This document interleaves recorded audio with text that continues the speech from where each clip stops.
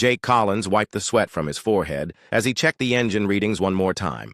The USS Horizon hummed quietly around him as it docked with Galactic Station Omega-7. He had never seen anything like this massive space station before. It stretched out for miles in every direction, with ships from dozens of different worlds coming and going like busy bees. Captain Lisa Morgan's voice crackled over the comm system. "All crew prepare for station transfer. Remember, we are the first humans to attend the Grand Assembly. Make us proud." Jake grabbed his toolkit and headed toward the airlock. As the newest member of the Galactic Federation, humanity was finally getting its chance to meet the other species that ruled the stars. Jake felt both excited and nervous. He was just an engineer, not a diplomat like Dr. Amy Foster or a decorated officer like Captain Morgan.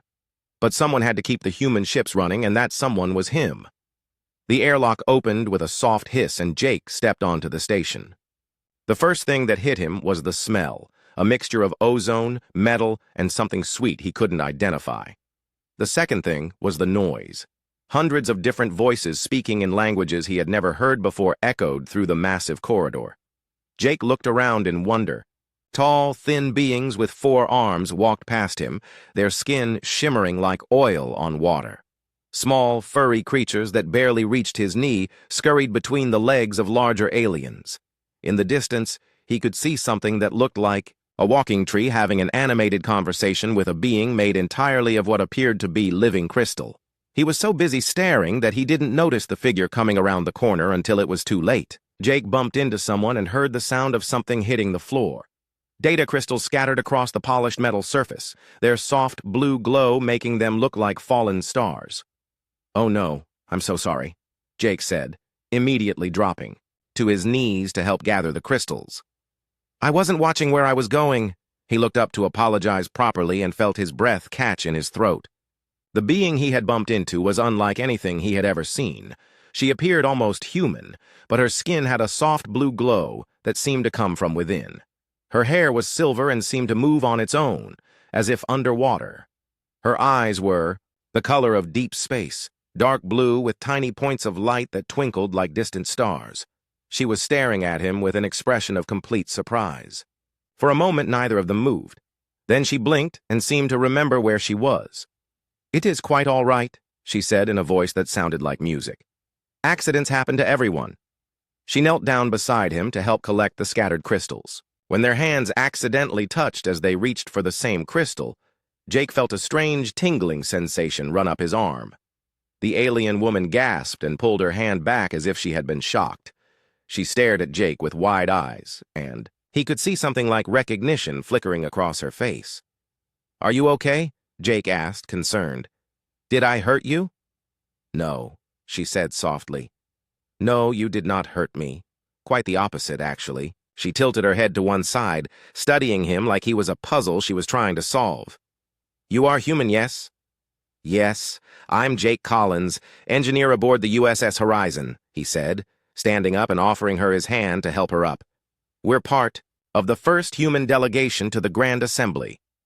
She hesitated for a moment before taking his hand. Again, that strange tingling sensation passed between them, but this time she didn't pull away. "I am Zarathiel of the Etherian Dominion," she said as she stood gracefully. "It is a pleasure to meet you, Jake Collins." "Etherian?" Jake repeated. "I'm sorry. I'm still learning about all the different species in the Federation. I don't think I've heard of your people before." A small smile played at the corners of her mouth. "That is not surprising. My people do not often interact with newer members of the Federation. We prefer to observe from a distance until we are certain of a species' character." "And what's your verdict on humans so far?" Jake asked with a grin. Zarathiel's smile widened. "I am beginning to think that first impressions can be very misleading." She collected the last of the data crystals and tucked them into a small pouch at her side. "Tell me, Jake Collins, what do you think of our station?" "It's incredible," Jake said honestly. "I've never seen anything like it. The engineering alone must have taken centuries to complete." "It did indeed.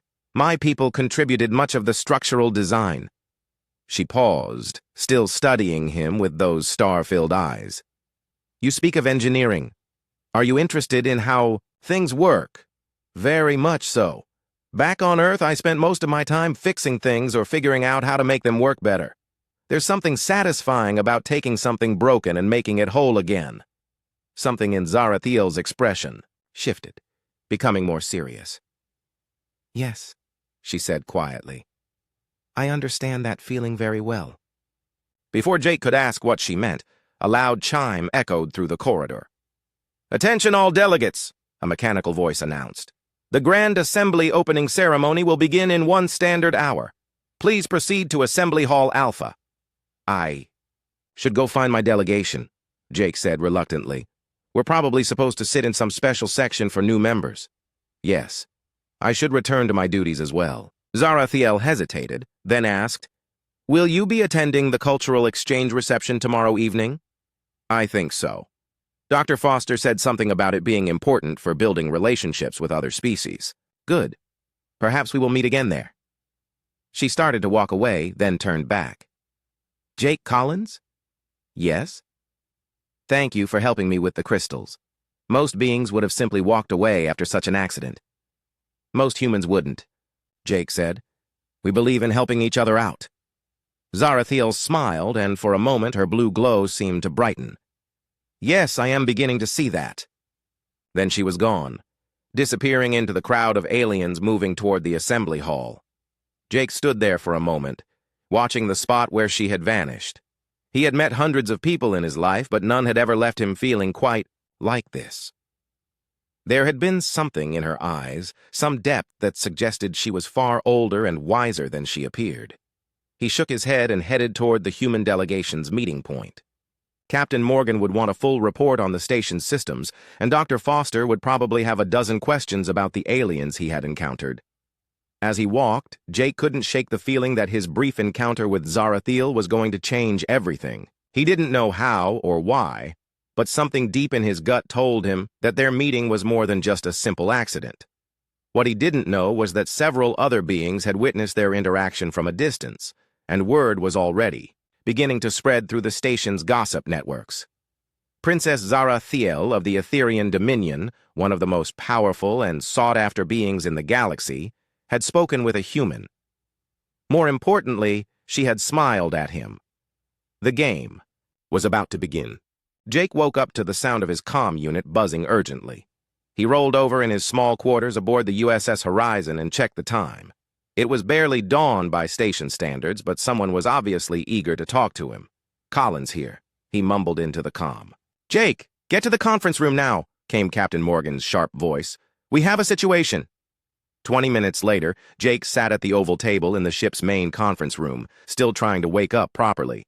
Captain Morgan paced back and forth at the front of the room while Dr. Amy Foster looked through a stack of data pads with a worried expression. Explain to me again exactly what happened yesterday, Captain Morgan said, stopping her pacing to stare at Jake. I told you already. I bumped into someone, helped her pick up some data crystals, and we talked for maybe 5 minutes. That's it.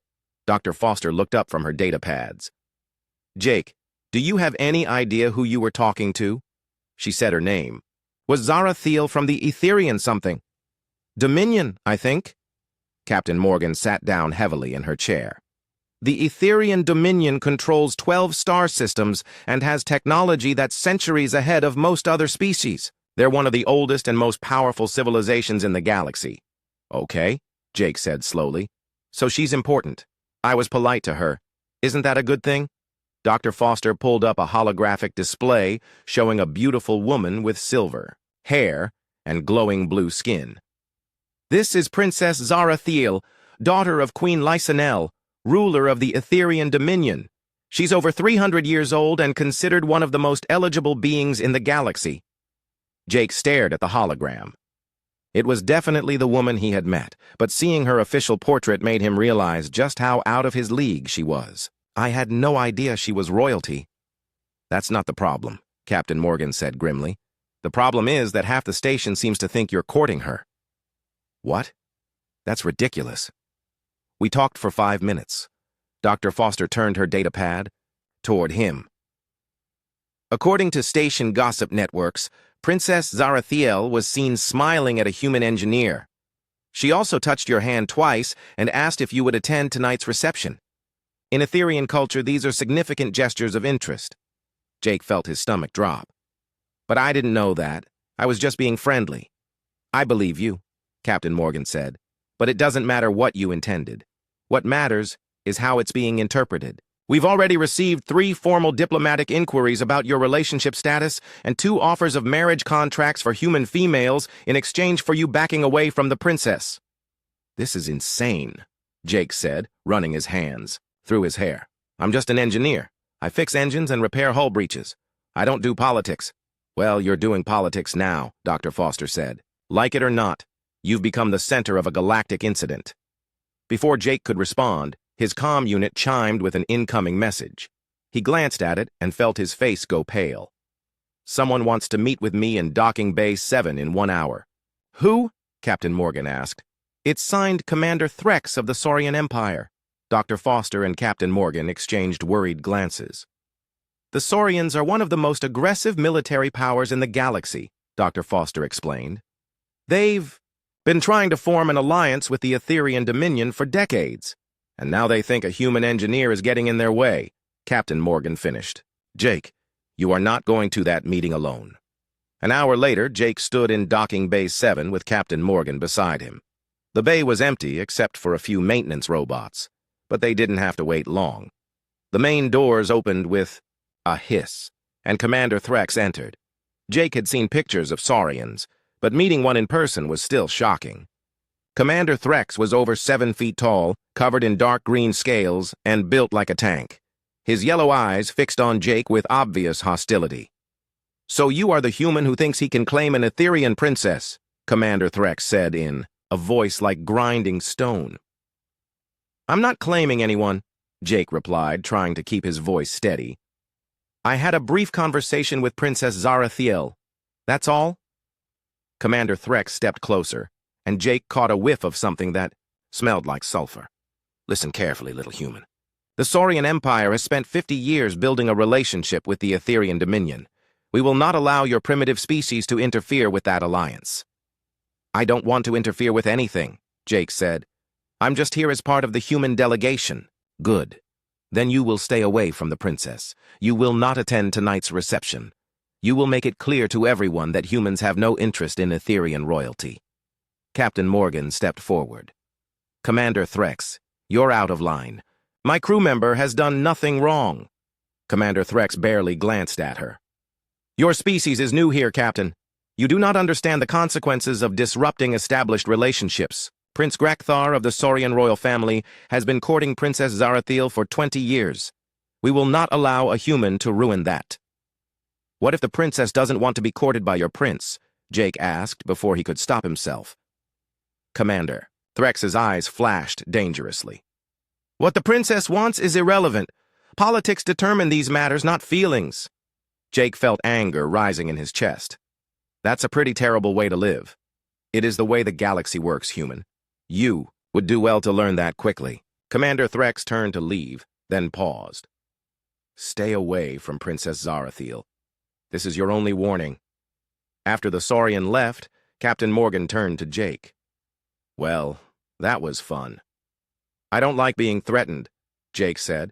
I don't like it either. But we need to be smart about this. The Saurians have enough firepower to turn Earth into space dust. Jake's comm unit chimed again. This time the message was from someone called Lord Kethvar of the Nexus Collective. Another admirer? Captain Morgan asked dryly. Jake read the message quickly. He wants to meet in the station's Crystal Gardens. He says he has a proposition for me. 2 hours later, Jake found himself in one of the most beautiful places he had ever seen. The Crystal Gardens were exactly what they sounded like, a massive chamber filled with living crystal formations that grew like plants and gave off a soft, colorful light. Lord Kethvar was waiting for him near a cluster of purple crystals. He was unlike any being Jake had encountered so far. Tall and thin, made entirely of what looked like living diamond. Light passed through his body and scattered in rainbow patterns across the walls. Engineer Collins, Lord Kethvar said in a voice like wind chimes. Thank you for coming. I trust Commander Threx was his usual charming self earlier. Word travels fast around here, Jake said. Indeed it does. That is why I wanted to speak with you before others make similar offers. Lord Kethvar gestured to a bench made of green crystal. Please sit. What I have to say may interest you. Jake sat down cautiously. What kind of offer? The Nexus Collective values knowledge above all else. We have technologies that could advance human civilization by thousands of years. Faster than light communication, matter transmutation, even life extension treatments that could double your natural lifespan. That sounds too good to be true. It is not. We are prepared to share all of this with humanity in exchange for one simple favor. Jake had a sinking feeling he knew what was coming. Let me guess. Stay away from Princess Zarathiel. You are perceptive. Yes, that is exactly what we ask. The princess is valuable to many species, not just for her beauty but for her unique abilities. She possesses psychic powers that could tip the balance of galactic politics. We cannot allow her to form attachments that might interfere with the greater good. And what if I say no? Lord Kethvar's crystalline form seemed to darken slightly. That would be unfortunate. The Nexus Collective prefers cooperation to conflict, but we are prepared for both. Jake stood up. Thanks, but no thanks. I'm not interested in making deals that involve controlling someone else's life. You may want to reconsider. This offer will not remain open indefinitely. As Jake walked away from the Crystal Gardens, his mind was spinning. In less than 24 hours, he had gone from being a nobody engineer to the center of a galactic political crisis. All because he had been polite to a woman who turned out to be alien royalty. His comm unit chimed one more time. This message was different from the others. It was from Princess Zarathiel herself. Jake Collins, it read. I believe we need to talk. Meet me in Observation Deck 12 tonight at 2100 hours. Come alone. There are things you need to understand. Jake stared at the message for a long moment. He could ignore it, stay away from the reception, and probably avoid any more threats or offers. But something inside him rebelled against that idea. He didn't like being told what to do, especially when it came to who he could and couldn't talk to. Besides, he was curious. What could Princess Zarathiel possibly want to tell him that was so important it required a secret meeting? He made his decision. Tonight he would get some answers. Jake arrived at Observation Deck 12 5 minutes early, but Princess Zarathiel was already there. She stood with her back to him, looking out at the stars through the massive transparent aluminum window. Her silver hair caught the light from distant suns, and her blue glow seemed brighter in the darkness of space. You came, she said, without turning around. I was not certain you would. I almost didn't, Jake admitted. I've had an interesting day. Apparently talking to you has made me very popular. Zarathiel turned to face him, and Jake could see sadness in her star-filled eyes. Yes, I imagine it has. Word spreads quickly when someone shows interest in me. Interest? Jake moved to stand beside her at the window. I was just being polite. I helped you pick up some data crystals. You did more than that, she said softly.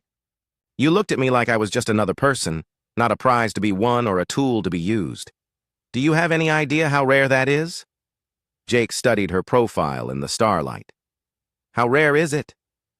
In 300 years of life, I can count on one hand the number of beings who have seen me as simply Zara instead of Princess Zarathiel of the Etherian Dominion. She touched the window with one glowing finger. My people have a gift, Jake. Collins.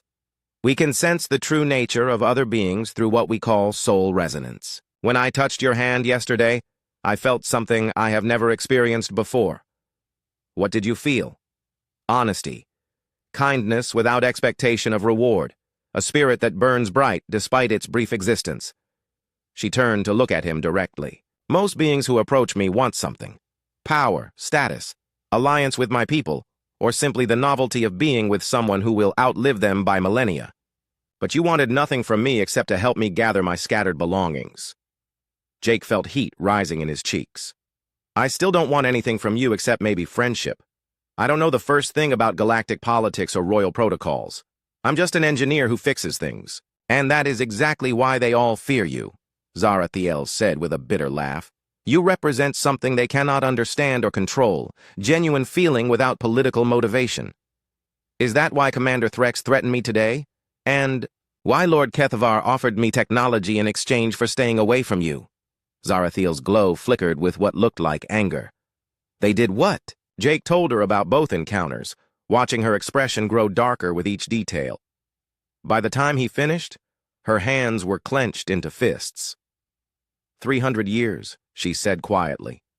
300 years of being treated like a bargaining chip in someone else's game. I am tired of it, Jake Collins. So very tired. Then why don't you just leave? Go somewhere they can't find you? Because I am not just a princess. I am the heir to the Etherian dominion. My people depend on me to make decisions that will affect billions of lives. I cannot simply run away from my responsibilities. Jake nodded slowly. He understood duty and responsibility, even if his version involved keeping starship engines running instead of governing star systems. But, Zarathiel continued, I can choose who I spend my personal time with. And I have decided that I would like to spend more time with you, if you are willing. Even though it's causing problems for everyone, especially because it is causing problems for everyone. Perhaps it is time for the galaxy to learn that some things cannot be bought, traded, or conquered. Before Jake could respond, the lights in the observation deck suddenly dimmed to emergency levels. A moment later, his comm unit and Zarathiel's both chimed with an urgent message. All delegates report to Assembly Hall Alpha immediately. Came. Captain Morgan's voice over the station's communication system. We have a situation. 20 minutes later, Jake found himself in the massive assembly hall, surrounded by hundreds of beings from dozens of different species.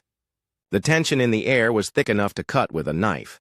Captain Morgan and Dr. Foster were near the human delegation section, but Jake noticed that several empty seats had been left around them. At the center of the hall stood a figured Jake, recognized from news broadcasts. Queen Lisanel of the Etherian Dominion. She was taller than her daughter, with the same silver hair and blue glow, but her presence filled the room like a force of nature. When she spoke, her voice carried to every corner of the vast space without any amplification. Fellow members of the Galactic Federation, Queen Lisanel began, I have called this emergency session to address a matter of great importance to my people and to the stability of our alliance. Jake felt his stomach drop. This was about him.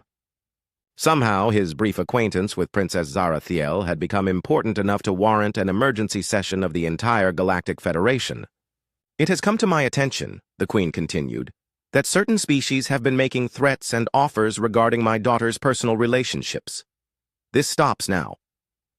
Commander Threx rose from his seat in the Saurian section. Your Majesty, the Saurian Empire has invested decades in building a relationship with your people. We cannot allow that to be disrupted by the whims of a primitive species that has barely achieved interstellar travel. Primitive? Queen Lisanel's voice carried a dangerous edge. Commander Threx, your people have been members of this federation for 800 years, and in all that time, what have you contributed besides military threats and demands for tribute? We have maintained order and prevented conflicts that would have torn the galaxy apart. You have prevented conflicts by starting larger ones. This is not the same thing. The Queen's gaze swept across the assembly. Lord Kethavar, I believe you also have something to say. The crystalline being rose gracefully. Your Majesty, the Nexus Collective has always respected Etherian independence. Our offer to the human was simply meant to prevent unnecessary complications. Unnecessary complications, the Queen repeated. Is that what you call my daughter's happiness?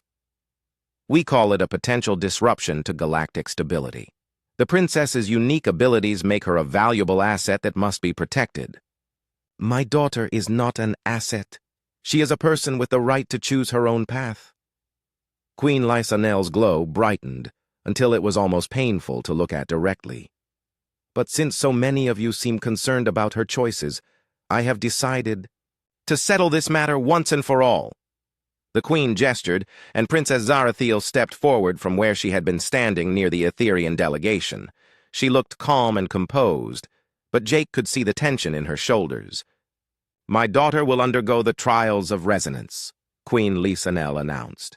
Any being who wishes to court her may participate. The trials will determine who, if anyone, is truly compatible with an Etherian spirit. A murmur of excitement and concern rippled through the assembly. Jake had no idea what the trials of resonance were, but based on the reactions around him, they were apparently a big deal. Prince Darion, a tall Etherian male with golden hair and an arrogant expression, stepped forward. "Your Majesty, I formally request permission to participate in the trials." "Permission granted," the Queen said without emotion. Commander Threx stood again. "The Saurian Empire requests that Prince Grakthar be allowed to participate on behalf of our people." "Granted." Lord Kethvar's crystalline form seemed to vibrate with excitement. "The Nexus Collective requests permission for Lord Zenthar to represent our interests." "Granted." More beings began to stand and make formal requests. Jake watched, in growing horror as he realized what was happening. They were turning Princess Zarathiel's love life into some kind of cosmic competition. Then Queen Lysanel's gaze fell on him. "Jake Collins of Earth, do you wish to participate in the trials of resonance?" The entire assembly hall fell silent. Hundreds of alien eyes turned to stare at Jake, and he felt like a bug under a microscope. He looked at Princess Zarathiel, who was watching him with an expression he couldn't read. Dr. Foster was frantically shaking her head from the human delegation section. Captain Morgan looked like she was about to have a heart attack. Every logical part of Jake's mind told him to politely decline and fade back into obscurity. But then he remembered the sadness in Zarathiel's eyes when she talked about being treated like a bargaining chip for 300 years. He thought about Commander Threx's threats and Lord Kethvar's attempts to buy him off. He thought about all the powerful beings in this room who saw Princess Zarathiel as a prize to be won rather than a person to be loved. "Yes," Jake said, his voice carrying clearly through the silent hall. "I would like to participate." The explosion of voices that followed was deafening. Aliens shouted in dozens of languages, and Jake caught words that sounded like protests, threats, and expressions of disbelief. Queen Lysanel raised her hand, and silence fell again. "Very well. The trials of resonance will begin tomorrow at dawn.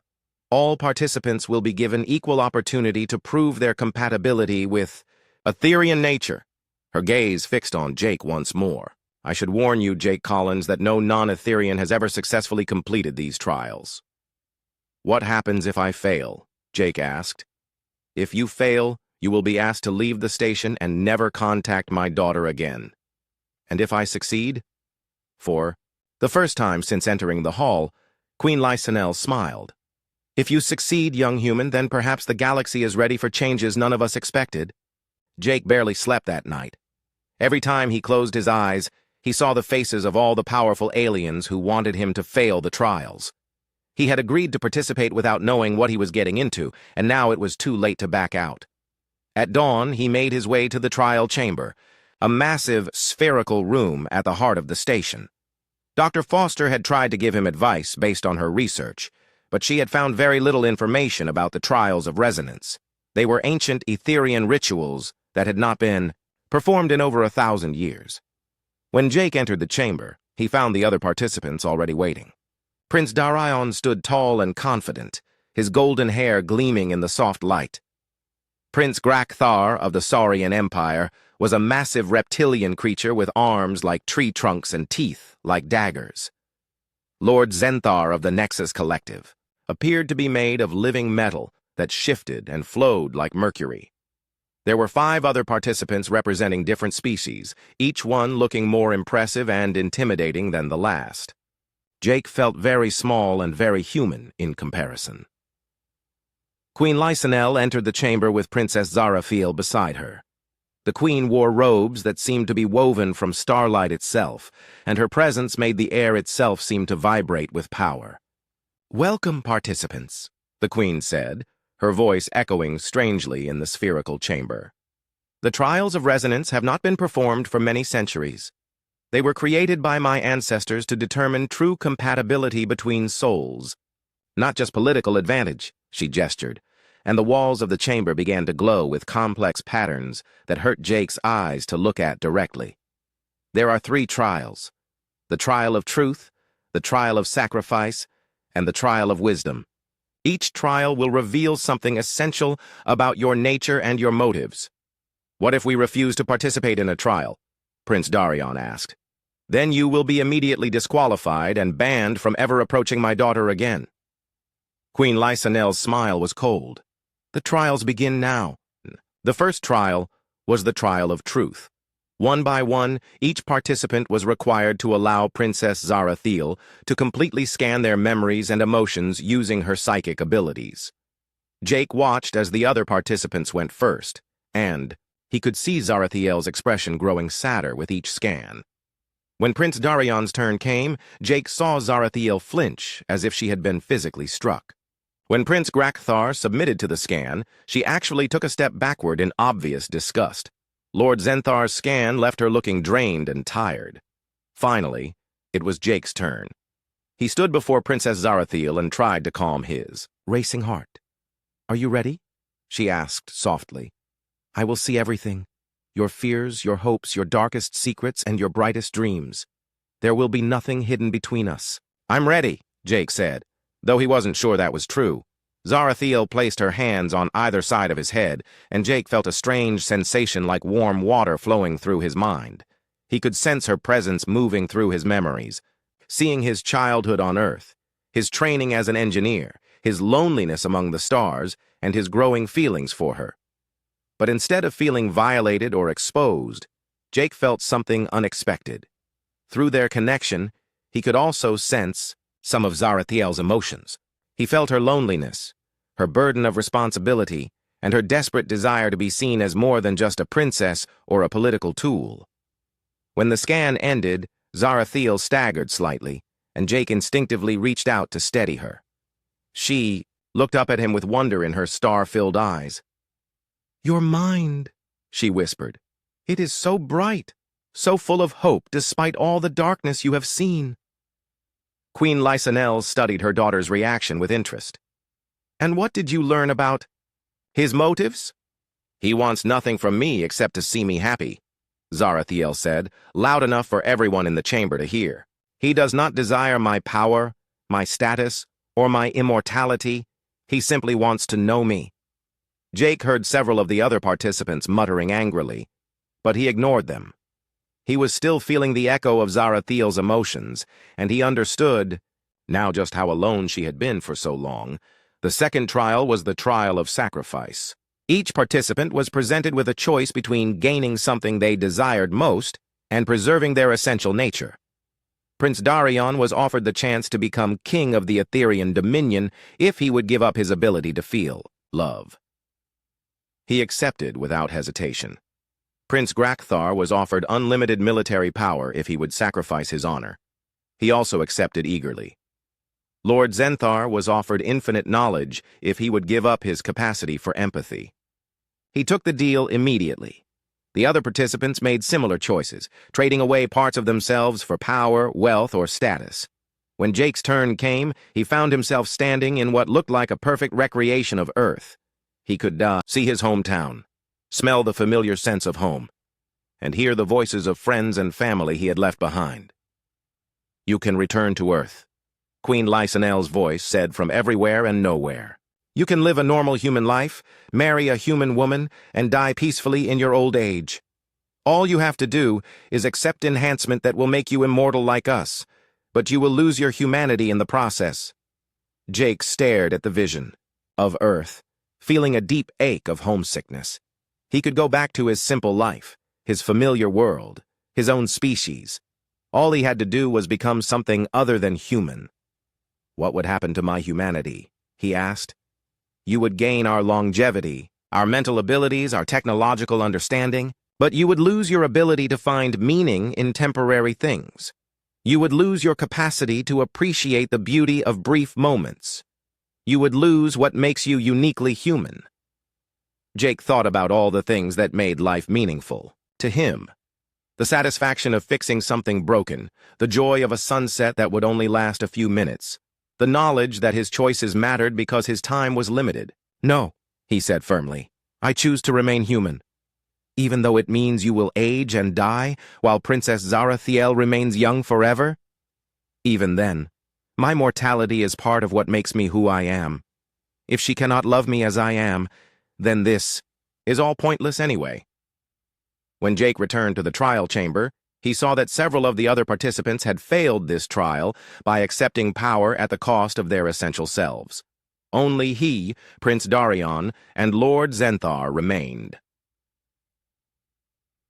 3. Final trial was the trial of wisdom. Each remaining participant was asked to solve an ancient Etherean philosophical puzzle about the nature of existence and the meaning of life. Prince Darion spoke eloquently about power and dominance, arguing that the strong had a right to rule the weak, and that love was a luxury for those who could afford it. Lord Zenthar delivered a complex lecture about the supremacy of logic over emotion and the need to transcend individual desires for the greater good of civilization. Then it was Jake's turn. He stood before the assembled crowd and realized he had no grand philosophical theory to offer. He was just a human engineer who fixed things for a living. "I don't have a complicated answer," he said finally. "But I know what I've learned from being human. Life is short and fragile, which means every moment matters. Every choice we make, every person we help, every time we choose love over fear, these things have meaning precisely because we don't have forever." He looked at Princess Zarathiel, who was watching him with an expression of growing amazement. "You asked about the meaning of existence," Jake continued. "I think it's this. We exist to connect with each other, to bridge the spaces between different kinds of consciousness, and to find beauty in temporary things. Immortality might give you time, but mortality gives you urgency, and urgency makes everything more precious." The chamber fell silent. Queen Lysanol studied Jake for a long moment, then turned to her daughter. "Zarathiel, you have heard all the answers. Who do you choose?" Princess Zarathiel stepped forward without hesitation. "I choose Jake Collins." The explosion of protest from the other participants was immediate and angry. Prince Darion demanded a recount. Prince Grakthar accused the Queen of favoritism. Lord Zenthar claimed the trials had been rigged, but Queen Lysanel raised her hand, and silence fell. The trials of resonance do not measure power or intelligence or political value. They measure the compatibility of souls. Jake Collins succeeded because he understood something the rest of you did not. "And what was that?" Prince Darion demanded. "That love is not about possession or advantage.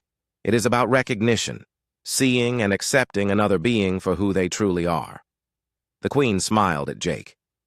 The human passed the trials not because he was the strongest or the smartest, but because he was the only one who saw my daughter as a person rather than a prize. Jake felt a hand slip into his and looked down to see Princess Zarathiel standing beside him. Her glow seemed brighter than ever, and her smile was like starlight. "So what happens now?" Jake asked. "Now," Queen Lysanel said, "we see if the galaxy is ready to learn something new about the nature of love." The news of Jake's victory in the trials of resonance spread through the galaxy faster than light-speed communications. Within hours, Galactic Station Omega-7 was buzzing with activity as reporters, diplomats, and curious beings from hundreds of worlds arrived to witness what many were calling the most significant diplomatic event in 1,000 years. Jake found himself at the center of a storm he never could have imagined. Some species hailed him as a hero who had proven that love could transcend politics and biology. Others saw him as a dangerous disruptor who threatened the established order of galactic civilization. The human delegation was overwhelmed with requests for interviews, trade agreements, and cultural exchanges. Dr. Amy Foster worked around the clock to field diplomatic inquiries, while Captain Lisa Morgan tried to maintain some semblance of security around their quarters. But the most important conversation happened 3 days after the trials, when Queen Lysanel requested a private meeting with Jake in the station's botanical gardens. Jake found the Queen sitting beside a fountain that seemed to be made of liquid starlight. She looked less imposing than she had during the trials, more like a mother worried about her daughter's future than a ruler of star systems. "Sit with me, Jake Collins," she said, gesturing to a bench carved from what looked like crystallized music. "We have much to discuss." Jake sat down carefully, still intimidated by the most powerful being he had ever met. "Your Majesty, I want you to know that I care about your daughter very much. I would never do anything to hurt her." "I believe you," Queen Lysanel said. "That is why I wanted to speak with you privately. There are things you need to understand about what your relationship with Zarathiel will mean, not just for both of you, but for the entire galaxy. She gestured, and the air above the fountain shimmered to show images of different worlds and species. For millions of years, the galaxy has been divided into separate civilizations that barely interact except through trade and warfare. Each species develops along its own path with its own strengths and weaknesses. That sounds lonely, Jake said. It is, but it is also safe. Different species understand their own kind easily, while other forms of consciousness remain mysterious and potentially threatening. The images changed to show conflicts between different alien races.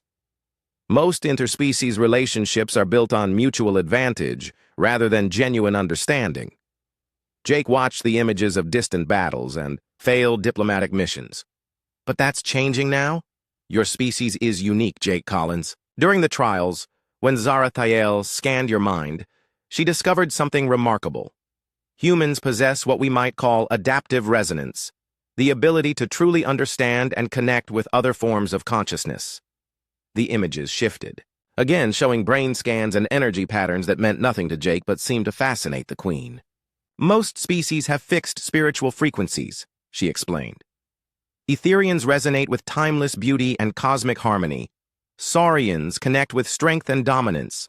The Nexus Collective understands pure logic and order. But humans can harmonize with any of these frequencies while maintaining their own essential nature. I don't understand what that means. It means that humans could become the bridges that connect all the different forms of consciousness in the galaxy. You could help species that have never been able to communicate truly understand each other for the first time. Jake felt overwhelmed by the implications. That's a lot of pressure to put on one relationship. Queen Lysonel smiled, and for a moment, she looked exactly like her daughter. One relationship that proves such understanding as possible could change everything. But I must warn you, there will be those who fear this change and try to stop it. Over the following weeks, Jake learned exactly what the Queen meant. The Saurian Empire formally protested the trial results and threatened to withdraw from several trade agreements. The Nexus Collective began spreading propaganda about the dangers of emotional decision-making in galactic politics. But something unexpected also began to happen. Species that had never shown interest in human culture suddenly wanted to establish embassies and exchange programs. The crystalline beings of the Harmony Worlds sent a delegation to study human music and art. The peaceful plant-like creatures of the garden systems requested human agricultural specialists to learn about crop rotation and soil management. Dr. Foster could barely keep up with all the requests. It's like everyone suddenly wants to understand what makes humans special, she told Jake during one of their daily briefings. Maybe they're just curious, Jake suggested. Or maybe they're starting to see the potential for real cooperation instead of just political alliances, Captain Morgan added. Either way, Earth is about to become a lot more important in galactic politics. Meanwhile, Jake's relationship with Princess Zarathiel deepened in ways he had never expected. She taught him about Etherian philosophy and the art of seeing time as a flowing river rather than a series of fixed moments. He shared human concepts of growth through struggle and finding meaning in temporary experiences. Your mortality does not frighten me, Zarathiel told him one evening as they watched the stars from the observation deck where they had first talked privately. It inspires me. You live each day knowing it might be your last, which makes every choice matter more. And your immortality doesn't scare me either, Jake replied. It means you've had time to learn wisdom I can't even imagine. But it also means you've been alone for longer than I can comprehend. Not alone anymore, she said, taking his hand. Never alone again.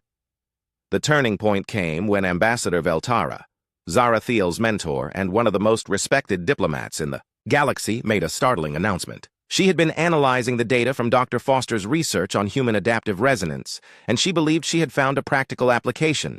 We proposed the creation of harmony protocols, she announced at a special session of the Galactic Assembly. Diplomatic frameworks that use human mediators to facilitate true understanding between species that have never been able to communicate effectively. The first test case was a centuries-old dispute between the militant Saurians and the pacifist, flower people of Serenity Prime. The two species were so different that they had never been able to understand each other's motivations, leading to constant misunderstandings and near conflicts. Jake volunteered to serve as the mediator, with Zarathiel providing psychic translation support. The negotiations took place in a neutral space station, with representatives from both species arriving in a state of mutual suspicion. The breakthrough came when Jake helped the Saurian commander understand that the Flower People's pacifism came, not from weakness, but from a deep spiritual connection to all living things. At the same time, he helped the Flower People see that Saurian aggression was often driven by fear and a desperate need to protect their communities. You both want the same thing, Jake realized during the third day of talks. You want to protect your people and preserve your way of life. You just have different methods. By the end of the week, the two species had signed their first genuine peace treaty. More importantly, they had established cultural exchange programs and joint research projects that would have been unimaginable before. The success of the Harmony Protocols led to a flood of requests from other species seeking human mediation for their disputes. Within months, Earth had become the unofficial diplomatic capital of the galaxy, and humans were recognized as the premier peacekeeping species. But for Jake, the most important moment came 6 months after the trials, when Queen Lisanel officially recognized his relationship with Princess Zarathiel and announced that the Etherian Dominion would sponsor humanity's full integration into galactic civilization. You have proven that love can indeed transcend the boundaries between species, the Queen said at the ceremony. More than that, you have shown us that our differences can be sources of strength rather than division. Jake looked out at the assembled delegates representing hundreds of worlds and thousands of species. A year ago, he had been a simple engineer, whose biggest concern was keeping the ship's engines running smoothly. Now he was somehow at the center of a galactic transformation that was changing how entire civilizations related to each other. "Do you ever regret it?" Zarathiel asked him quietly as they stood together on the ceremonial platform. "Your simple life is gone forever now." Jake squeezed her hand and smiled. "I used to fix machines that were broken. Now I get to help fix relationships between entire worlds. How could I regret that? And what about us? Do you regret choosing love over a quiet life?" Jake looked into her star-filled eyes and saw not just the princess or the alien, but the woman who had been alone for 3 centuries until a clumsy human engineer had bumped into her in a corridor. "Everyone in the galaxy might covet you," he said, "but I don't want you because you're powerful or beautiful or immortal. I want you because you're you. The person who sees beauty in temporary things and finds hope in impossible situations. And I want you," Zarathiel said, "because you showed me that love is not about possession or advantage.